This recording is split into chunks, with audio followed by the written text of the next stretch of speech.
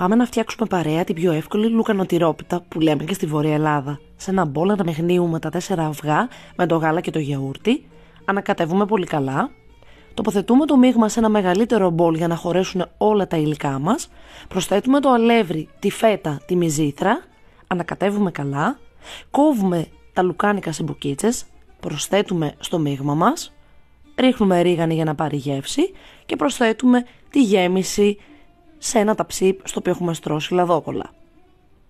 Πασπαλίζουμε με λίγο τριμμένο τυρί, λίγο ελαιόλαδο και η τυρόπιτα είναι έτοιμη να μπει στο φούρνο.